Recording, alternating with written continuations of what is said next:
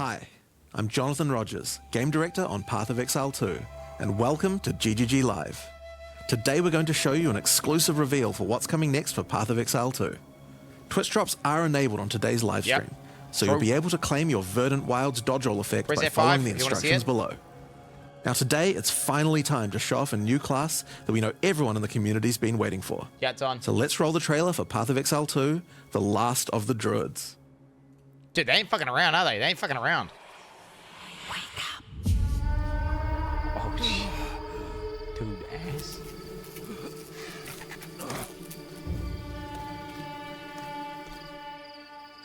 Well, well. What have we got here then? You lost, fella? Hey, we're talking to you. I asked you a question. Oh, he's a werewolf!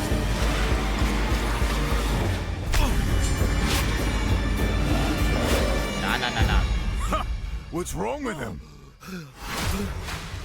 He's lost his bloody mind.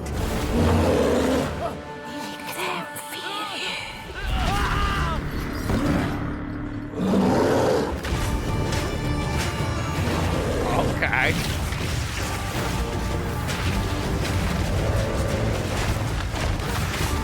Oh, dude, that werewolf leap. Wait, he's using Eye Strike? What's that backslash attack?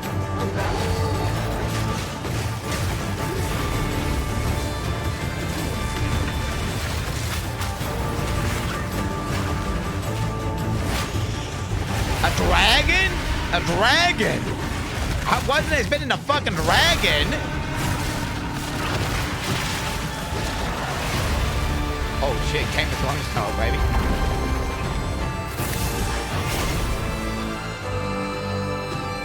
Okay. Oh wait, they don't have dragons in the game yet. They don't have dragons. It's a weevil.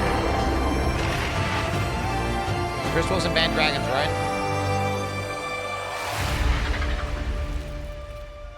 I will find you, Eve. Oh shit. So they're kind of bad. Now, as you can see, the Druid is a shape-shifting elemental spellcaster. After his fellow Druids were destroyed by the King in the Mists, the Druid lost his humanity in the forests of Ogham, where he wandered for years as a beast. Now, finally reawakened, he's determined to find his lost wife and regain his humanity. The Druid has been one of the hardest classes for us to design. As well as having human spells, he has 3 animal forms, and we wanted to make sure that there were interesting combos between all of them. The Druid is our first hybrid strength and intelligence class. That means he needs to have the ability to use spells and attacks. As a human, the Druid typically uses magical staves to harness the powers of the earth and the natural world. One of the first skills you will learn is the ability to create small volcanoes from the earth. This skill spits out balls of magma at your enemies, and will continue to do so for some time. While the volcano is active, turn into an animal and wade into melee range. Many of the skills you use as a human last for a significant period of time, giving you a good chance to turn into an animal and rage out. Okay. But how do you turn into an animal, you may ask? Well, the answer is a new weapon type that Druids use, animal talismans. When you equip an animal talisman, you can choose which animal form you would like the talisman to represent. Depending on what you choose, you'll be given that animal's basic attack as a new skill to equip. For a bear, that's Maul. To turn into a bear, simply use the skill. Your character will instantly transform into a bear and attack. Clean. If you want to change back to a human, just cast a spell. You will instantly swap back and cast it. Clean. We wanted to make sure that swapping between forms was seamless and immediate. Changing forms should be something that you do without even thinking about it all the time in battle. In order to allow for hybrid melee and caster gameplay, most of the skills you use in your human form last for some time and aid your animal skills in some way. The volcano we used earlier will emit more molten balls whenever you hit it with a slam, making it perfect for use with your bear form's furious slam. While in bear form, many of your abilities use rage. There are a lot of ways to generate rage, but the easiest one is simply smash your enemies with Maul. Once you see the runes on your back glowing, it means you have enough rage to do a much more devastating version of your furious slam. Your bear form can also go on a rampage, stomping the ground as you demolish your foes. The more rage you have, the longer the rampage lasts, and doing it over a volcano makes it even better.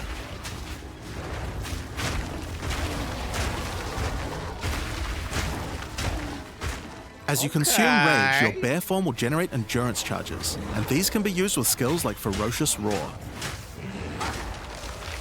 Ferocious Roar is a war cry that empowers your subsequent attacks to break your opponent's armor.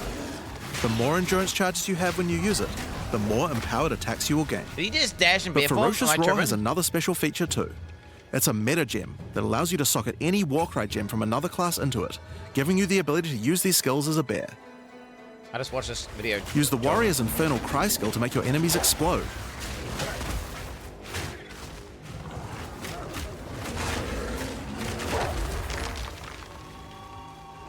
Or use Seismic Cry to stun your enemies and double up the number of slams you do.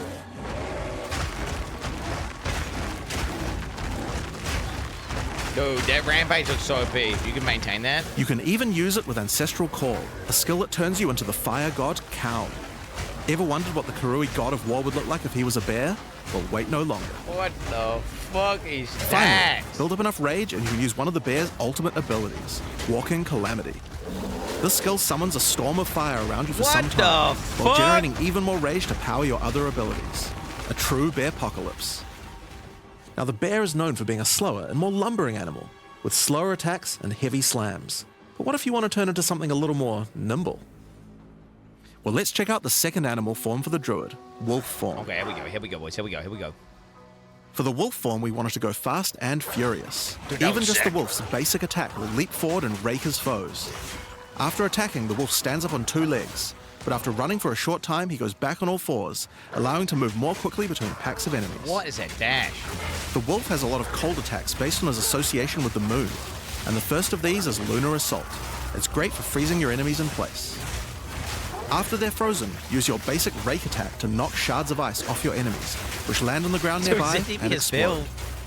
If you want to Look get at into this. battle quickly, you can use your Pounce attack. This skill leaps at a target and applies a mark to them. Killing the marked enemy will summon a wolfman into your side, allowing them to fight with you. Mark and kill as many Bill. enemies as you can to build up a sizable pack. Let's go. While an enemy is marked, your wolves will prioritize that target and do more damage the more wolves you have. So make sure you keep your pack strong. Now, one problem you might run into is your wolf pack dying in boss fights. You often don't have any enemies that you can mark and kill in order to regenerate your pack. To deal with this problem, you can use Cross Slash. Cross Slash jumps backwards and does a vicious double slash. Any sick. marks on your target explode and triggers their abilities. This allows you to pounce to mark an enemy and then summon a wolf even without killing it. Cross Slash also has another feature though. Remember those ice fragments from before? Well, Cross Slash will propel any ice shards on the ground towards its central target. First, freeze your enemies with Lunar Assault. Then rake them to create as many ice fragments as you can. Then follow up with Cross Slash to generate a field of icy That looks explosions sick. to obliterate I think them. I'm going doggy dick mode. I think I'm going dog mode, boys. If they're still alive after that, your pack of wolves can finish them off. The wolf pack. Just like with the bear's raw skill earlier that allows you to use skills from other classes, Pounce is also a meta gem that you can socket mark skills from other classes into. Oh, dude. So for example, you might want to try adding Freezing Mark from the Monk to Pounce. After pouncing at an enemy, Cross Slash to on explode the mark Pounce? and gain extra cold damage for a time. 0 damage though, what the fuck? The wolf has many other ways to go all in on cold though. Using the Arctic Howl Warcry will allow you to add cold damage and chilled ground to any slam, while buffing your pack of wolves as well. You can also use it to Ah! freeze enemies that are close to being frozen, making Okay. it much faster to use your other combos. Leaving it? Finally, the wolf also has the ability to call down the power of the moon to transform into an Arctic werewolf with Lunar Blessing. In this form, you move and attack more quickly and deal extra cold damage. Consuming Rage will extend the duration of your Arctic wolf form, so you could try a hybrid bear and wolf build if you want to utilize the skill to its full effect. Oh my god, bro. Look at him go. Look at him go. When he's unleashing like that, oh, dude, do the backslash. Alright, let's talk about the third form available to the druid, and I think it's a cool one, the Wyvern. The Wyvern has a number of long-range breath abilities, but that doesn't mean you can't get into melee range when you want to. The basic attack of the Wyvern is Rend. Jump forward into combat and slash your enemies with your bleeding? lethal talons. Is that bleeding? If they're close to being stunned, you can blow them off balance with a blast from your wings, causing an explosion of damage. After the battle though, it's time to feed. Devour the corpses of monsters to create power charges, and this is when the Wyvern's abilities really come online. When using Rend, you can consume a power charge to charge up your That's wings with pretty lightning. sick, the way he eats him. Not only does this do a bunch of damage, but it allows you to turn this melee skill into a much larger AoE attack. Once your wings are charged, your Wing Blast will also do lightning explosions for even more damage. If your enemies are close to death, no need to wait for them to actually die. When you see this blue marker, just devour them alive. Fresh meat is much tastier after all. Trope. Alright, so those are some melee options, but how about range? Well, you wouldn't be much of a dragon if you couldn't breathe fire after all. Did he fly? Rolling Magma is the first of the Wyvern's breath attacks. Spit balls of fire that bounce along the ground. These balls will trigger volcanoes as well, so it's a good idea to cast one as a human right before you start spitting. Okay. But that's not all you can spit. You have something a little nastier in that gullet of yours. Spitting a barrage of oil at your enemies will cover them in a viscous sludge that makes them easier to ignite. If you have power charges though, plant your wings in the ground and vomit a barrage of lightning-infused projectiles. The more power charges you have, the longer you can do this for. But make sure you keep your foes at range. You're vulnerable to melee attacks while channeling this skill. In order to help with that, let's take a quick diversion back to some of your human abilities. As a Druid of Scoth, you have the ability to harness the power of nature to create entangling vines to slow down your enemies. Another of nature's punishments is the thunderstorm. Creating one of these will create periodic strikes of lightning from the sky, and will also make your enemies wet. Why is that useful? They're clean. Well, of course, things that are wet are easier to shock. Use it with lightning damage from your Wyvern form to enhance your damage. Making things wet also makes them easier to Clean. freeze, so it works nicely with your wolf form as well. And you know what else likes water? Plants. Water your plants to give them various extra abilities. Use Lightning Storm with Entangle to make them last longer, and attach more vines to each enemy, slowing them further. Ooh, a wet Summon build. Thrashing Vines to slam at your enemies for a time. Any that are created in water will be larger and deal more damage. Okay. Now then, with our enemies sufficiently subdued with our plants, time to really lay into them with our lightning-infused barrage. Now, this last Wyvern ability is just ridiculous, but we felt like we had to do it. Yeah, he's flying, bro. Use Flame Breath to take to the skies and rain down a stream of fire on your enemies. You have wings, so we have to take full advantage of them after all. Yeah. So fly around and burn in it. Are you immune to melee damage during this or what? Oh my god, dude. What the fuck? That's cool. That burns the grass as well. Now there are a few other skills we didn't cover, but there's one in particular that I think will open up a lot of builds. Spell Totems. Spell Totems are meta gems that let you create a totem that will automatically cast any spell in the game for a time. In order to create one, you will need to spend 3 endurance Fucking or 3 spell power cooks. charges. You could use them to throw fireballs, summon comets, or shower the area in lightning. Really, the options are kind of endless. Your bear form can easily generate endurance charges by consuming rage, and your wyvern form can easily create power charges by eating corpses. So it's pretty easy for the druid to get the charges needed, but they're also available from quite a few other places as well. I'm sure we'll be seeing a lot of different spellcaster classes thinking about how best to take advantage of these. Now, of course, along with a new class comes a bunch of new support gems. We've added over 30 new supports throughout the game, but I'll show you a few of the cooler ones here. Okay. Fan the Flames can be added to any wind skill to spread fire from one ignited enemy to the other enemies behind them. Okay. It's great for the Wyvern's Wing Blast. We can also use it on many other classes with wind skills, like the Twisters on the Huntress, or the Monk's Staggering That's Palm just OP. projectiles. Accelerated growth causes extra explosive plants to erupt from the ground whenever you grow plants with rain. And Advancing Storm changes storm skills like your Thunderstorm or Tornado to move across the battlefield. It's great for watering plants en masse, or to turn tornadoes into a real disaster by sucking up multiple ground effects as they travel along.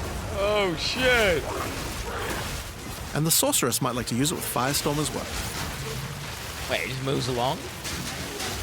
Echoing Cry causes your Warcry skills to echo. They will repeat a couple more times with a delay after you use them, giving you more empowered attacks.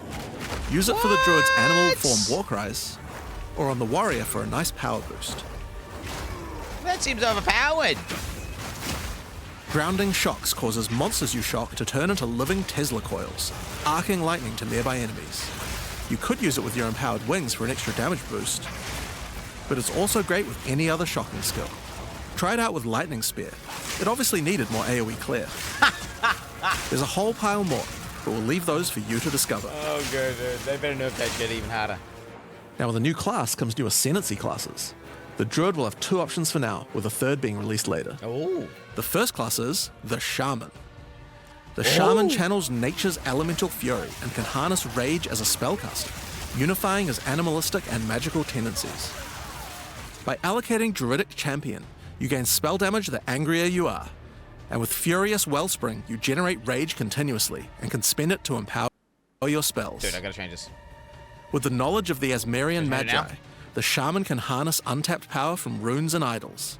After allocating Wisdom of the Magi, you will notice that all runes and idols have extra mods only available to the Shaman. These new mods unlock countless new possibilities for enhancing your build. The fuck? You can also allocate Bringer of the Apocalypse, allowing you to become a walking natural disaster. After dealing enough elemental damage, storms of all elements rain around you, destroying all who would face nature's fury. Oh, this is a D4 ability right here.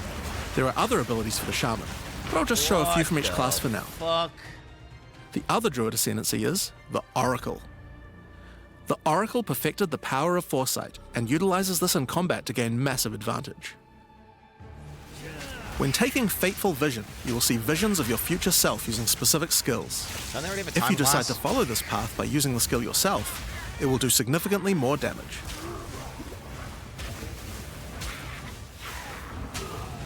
And with Converging Paths, at a critical moment in battle when a monster is vulnerable to freeze, stun, or electrocution, the Oracle can use Moment of Vulnerability to see a vision of the enemy's future, and then merge it with the current timeline, allowing him to deal damage to both. And one of my favorites, when you first become an Oracle, you'll notice over 130 new extra passives appear in the Druid section of the tree. By allocating the Unseen Path, you use your power of foresight to learn from alternate That's futures cool. and gain skills that would Okay, that's otherwise be cool. unavailable to you. That's cool. For example, self-sacrificing allows you to be able to summon more minions by reducing their spirit costs, with the trade-off of making your reservation skills cost more spirit. Or Corruption Endures, which allows oracles to have a small chance to avoid death. Both the Druid Ascendancies offer interesting and unique ways to gain modifiers that no other classes can get, so we're expecting a huge variety of build possibilities from these. I mean, it looks like you can make melee builds with this. Now there are unique talismans for the Druid to use as well. We won't spoil all of them, but this one was particularly cool. Fury of the King turns your bear form into a fire demon, converting most of your damage to fire. As a demon, you can also use Molten Crash, a jumping slam attack that leaves fissures around you. Oh. This unique also continuously grants glory, allowing you to use your ultimate abilities more easily. That's a map Now, of build. course, the Druid isn't the only thing we're adding to That's a map 040. We still have a bunch more to show. With every new release, we create a new league with new mechanics, new pinnacle bosses, and with a new story to tell. And this time is no exception. So let's roll the trailer for the fate of the Vaal. Oh shit. Oh The shit. palace of Quin at Ziri. It is a ruin, but in the dark, machines still churn.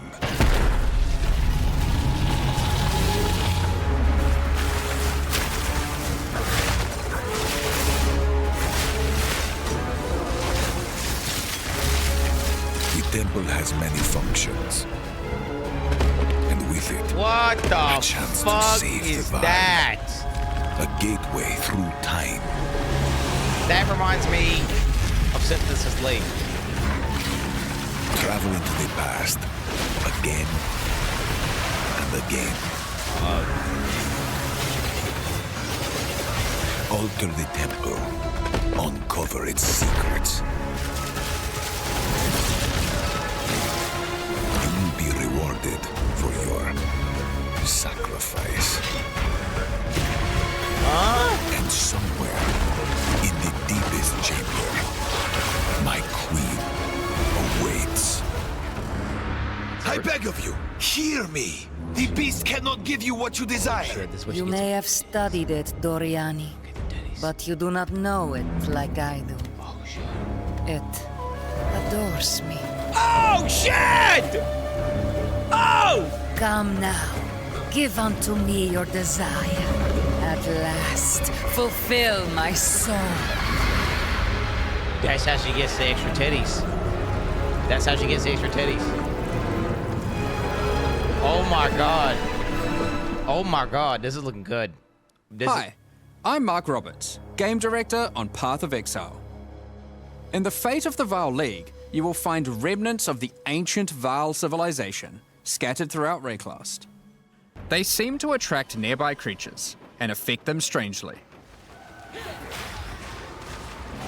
After killing them, the remnant appears to gain some amount of power, but not enough to fully activate it.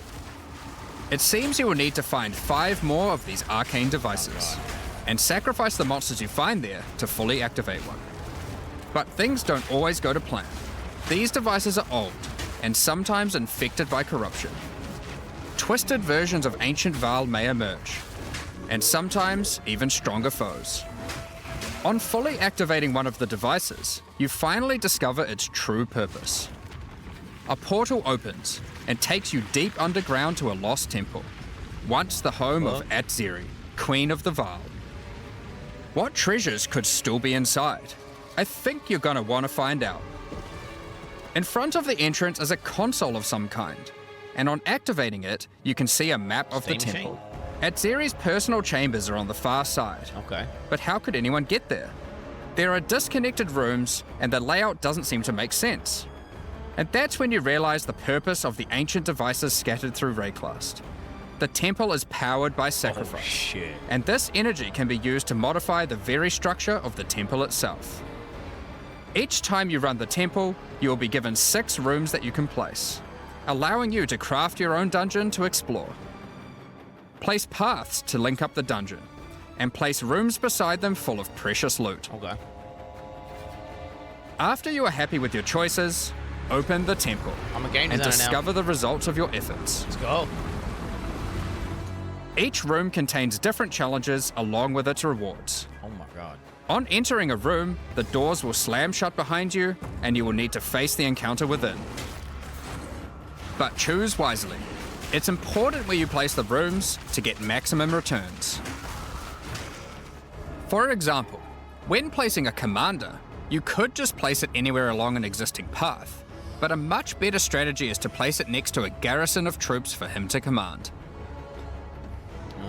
Combinate, yeah, okay. With better leadership, the garrison will level up, making the monsters harder, but also more rewarding. Okay. Different rooms have different requirements for leveling up. For example, if you want to fully level up a smithy, you will need to supply it with golems from an adjacent golem works, and hook up a generator to the power network to supply it with power. After doing so, the golems will be powered up, making them much more dangerous. That looks bad. You don't need to memorize what interacts with what. When selecting a room, you will be shown the locations that will make other rooms level up, and exactly what effect it will have on the temple. Okay, I see. Okay, I see. After running the temple, a few of the rooms will destabilize and be removed. It will be up to you to rebuild the temple, adding 6 more rooms each time you come back, making the temple larger and larger and larger. Well, you run it every time? So, that's the basic functionality You of the rerun temple. it every time. But there is a lot more. Once Doriani finds out about your travels to Lera Vaal, he will attempt to persuade you to take on a new mission. The temple entrance contains a prototype of the time portal device. It will be able to take you back in time, but only to one specific point, right before Atziri triggered the cataclysm that destroyed the Vaal. Oh shit, okay. He requests that you go back and attempt to stop Atziri to prevent the Vaal from ever being Back when she destroyed. in 2 titty mode.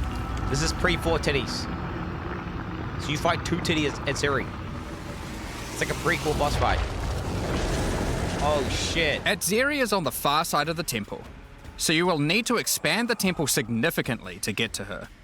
And even worse, her chambers can only be unlocked by a room that isn't currently accessible to you. In order to deal with that, you are going to need to visit the architect of the temple. To get to him, you will need to place path rooms.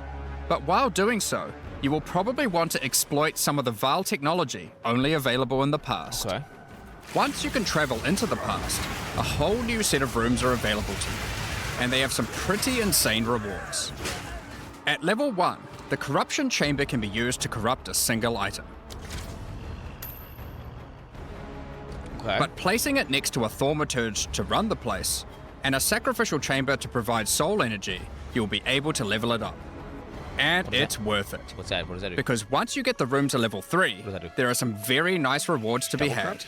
Double corrupt or what? In a level 3 Corruption Chamber, you will find this mysterious device. What's that?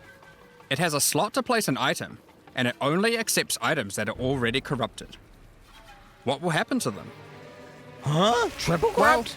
Well, normally once an item is corrupted, you can't modify it any further. Uncorrupted? What? But this device allows you to corrupt your item a second time, adding another enchantment.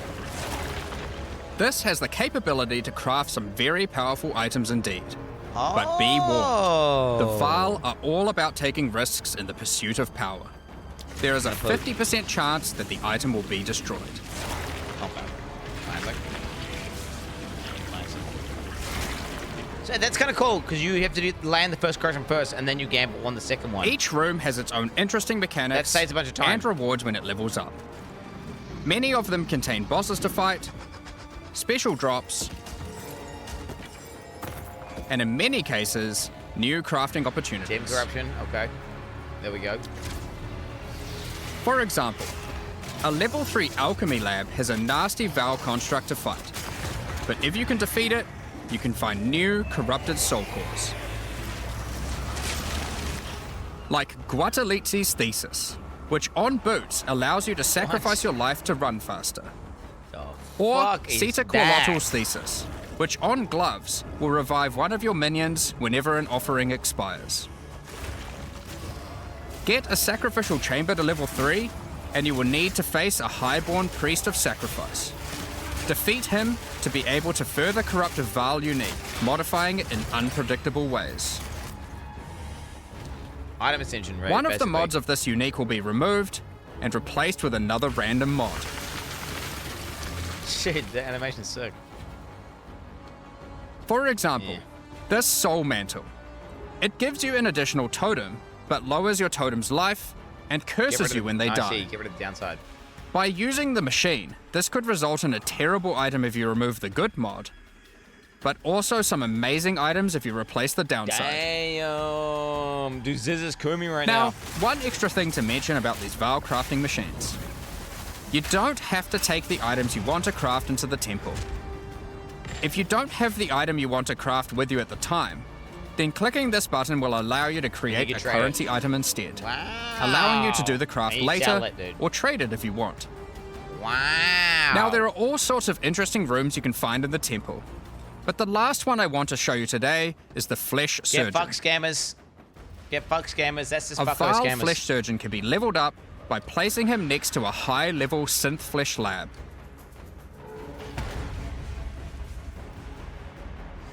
But be careful. The Flesh Surgeon has some rather unpleasant experiments in his Ew. personal lab. Oh, yuck. Afterwards, you might notice the surgery table just sitting there. The Vaal are great at crafting items. Why not do some crafting on yourself? After laying down, you'll be asked which limb you'd like to replace. Huh?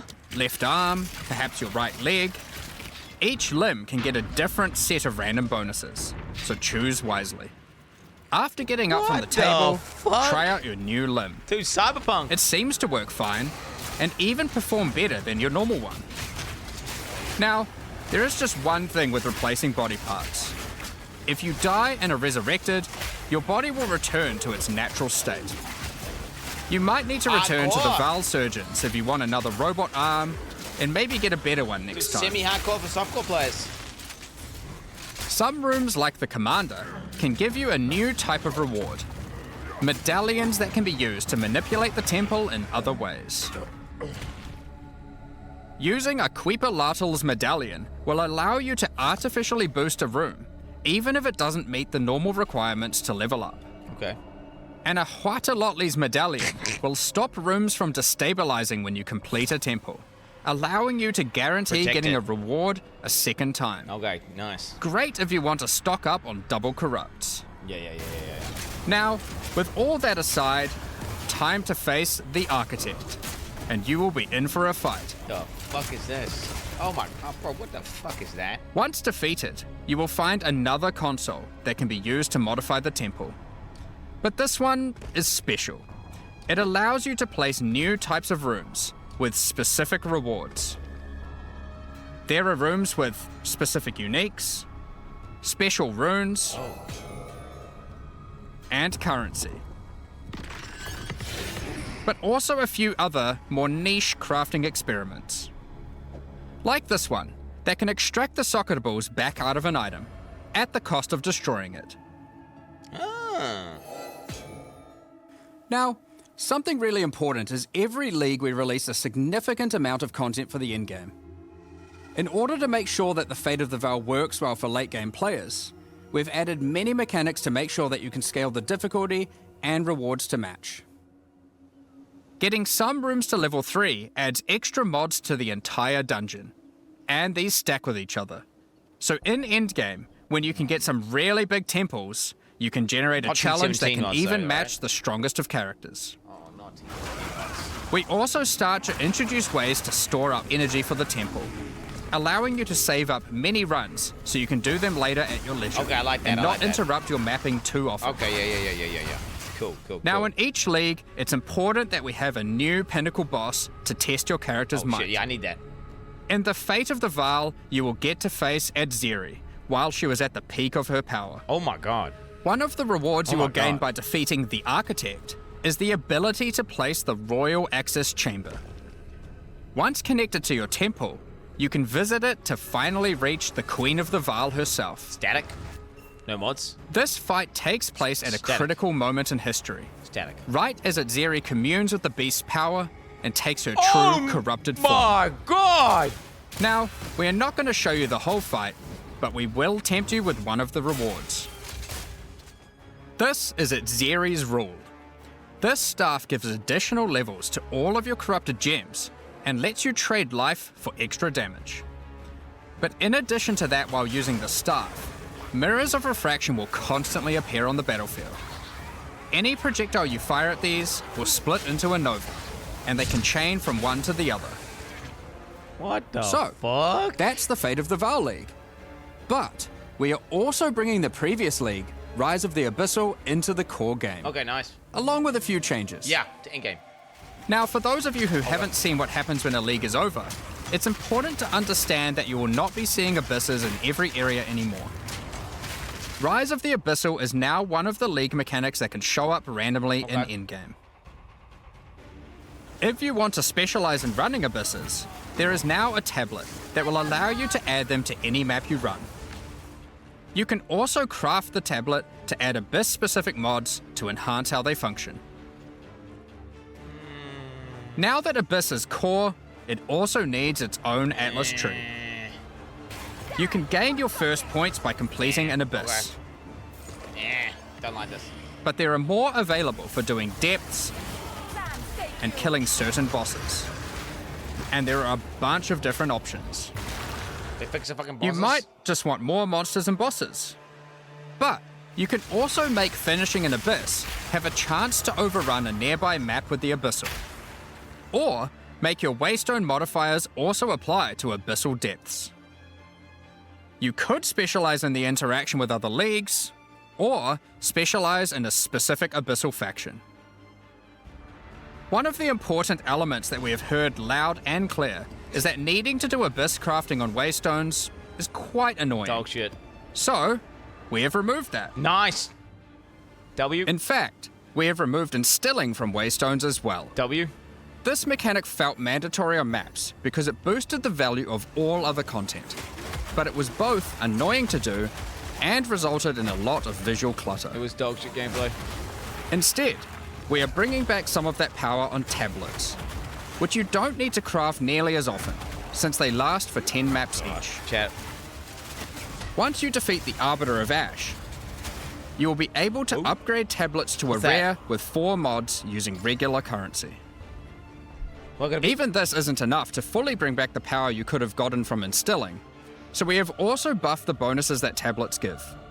Going forward, we're not going to be adding any more crafting directly to waystones outside of the basic currency, because it adds too much micromanagement. Yep. But on that note, Fate of the Vaal does bring the ability to corrupt your tablets, hoping to get one of many different random outcomes. Now, with regard to Delirium Fog, even though you shouldn't have to have it on every map anymore, we still did want to make it less visually annoying. Delirium Fog has been toned down significantly, so you won't feel like you're just playing in a sea of grey. Thank fucking God, bro. Another big source of problems in the endgame is the feeling of getting overwhelmed with monsters. In 031, we reduced the number of monsters in early endgame in order to help with this, but still scaled up the number of monsters to previous levels by the time you got to tier 15. I don't know if I like that change. What? I don't know if I like that. Well, after letting this simmer for a while, we are still getting this kind of feedback. So we are no longer going to scale up the number of monsters you go as you get deeper into the endgame. What? Instead, we are scaling up the difficulty and rewards by the same amount. So to be clear, instead of increasing the number of monsters by 40%, they will instead drop 40% more items, grant 40% more experience, and have 40% more life. In addition to all the normal scaling they get due to being higher level. I don't know about this.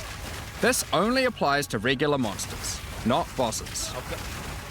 We have also reduced the speed modifiers that monsters can get sometimes, which also helps a lot with this. Okay. Now, we did have a large amount of content for endgame planned for 040, but unfortunately we just didn't get time to finish it. The scope was a bit too large, and so we'll need to wait until 050 for that. But rest assured, there will be a ton of upgrades for the existing leagues, as well as new pinnacle bosses, and a significant overhaul to the Endless Passive Tree coming soon. Oh shit. Now, another problem that becomes a much bigger issue in the endgame is game performance. And we have done a lot of work here. The primary issue is CPU load. And to address that, a lot of things have been optimized. And we have done a lot of work to take advantage of more of your CPU cores. Okay. You should see frame rates of at least 25% higher, and a lot less bad frame spikes during gameplay. It does make quite a big difference, especially on consoles. A lot more work in this area is ongoing, and you will continue to see performance improvements over the next few months. Oh, fuck. My head's on it. Of course, another important area is game balance, and we have made a lot of changes. Now, most of these we will save for the patch notes, but I'll do a quick summary of some of the numbers. As well as adding 11 new unique items, we have rebalanced dozens of others that are not currently used very often. Okay. We've also done a pass over lineage supports. 21 of them have been rebalanced. Okay. As well as adding 9 more. What? Any new? Alongside the 2 new Druid ascendancies, we have made balance changes to almost all the others. Ooh! With some of them getting a grander rebalance, such as the Smith of Katava. Alongside the 20 plus new Druid skills, we've also rebalanced 90 other active skills across all the different classes. And to top it all off, there are also over 250 new passive skills added to the passive tree. Okay. These changes should go a long way to increase the viability of many more skills, uniques, and overall build variety that can tackle our most challenging content. You would say that. Next up, we're going to be talking about our new supporter packs. Today, we're launching 2 new series of supporter packs, the Precursor and Kalgurin packs. Each tier contains the pack's full face value in points, alongside several exclusive microtransactions. As always, the microtransactions in these packs are purely cosmetic and do not affect your character's power or progression in any way. The Precursor series of supporter packs contains 6 exclusive microtransactions. First up, the Marble Statue Character Effect. Once you finally stay still for a moment, a podium rises up out of the ground to immortalize you, turning your skin to marble. When you next move, the stone crumbles around you. Okay. The Precursors had mastery over gravity manipulation. So too can you, now with the Gravity Well portal. Witness the power of its pull as you approach it. Draw in enemies with your own gravitational pull with the Awakened Precursor armor set. The Precursors designed and built many mysterious ancient beings.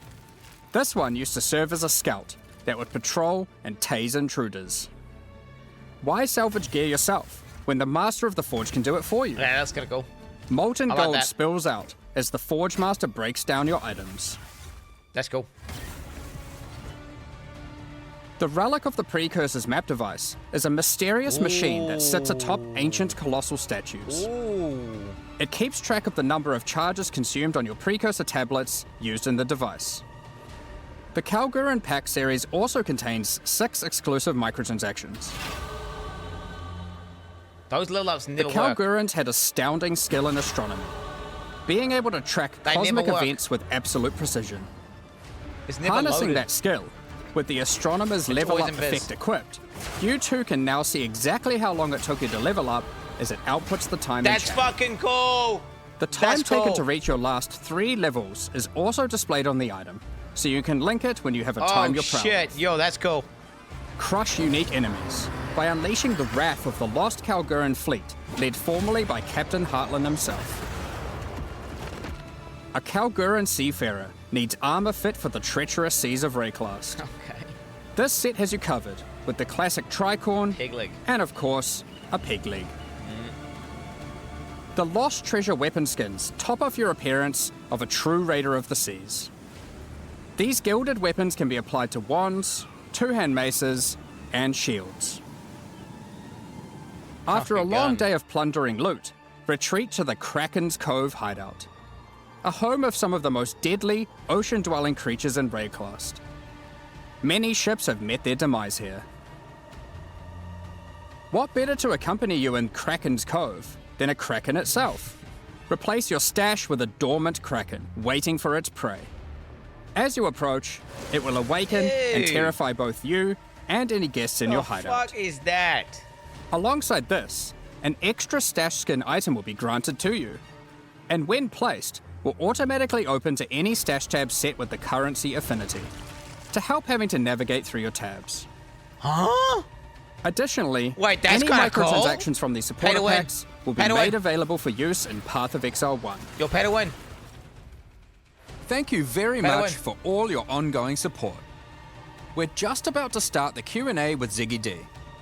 Afterwards, at 11 AM NZ time, we'll post the patch notes. 11 a.m. That's With release at the end of next week, our community team will be posting crucial information you'll need for the release. Keep an eye on the news. So it's 8:43 right now. Thanks for joining us 9. today and checking out our latest developments. So two We're two looking hours, forward to playing alongside our fellow 24 shapeshifting minutes, exiles. 26 minutes. All while uncovering lost Vaal secrets by doing some dungeon crafting. Let me see it. Okay, so let's see it, chat. Druid looks good.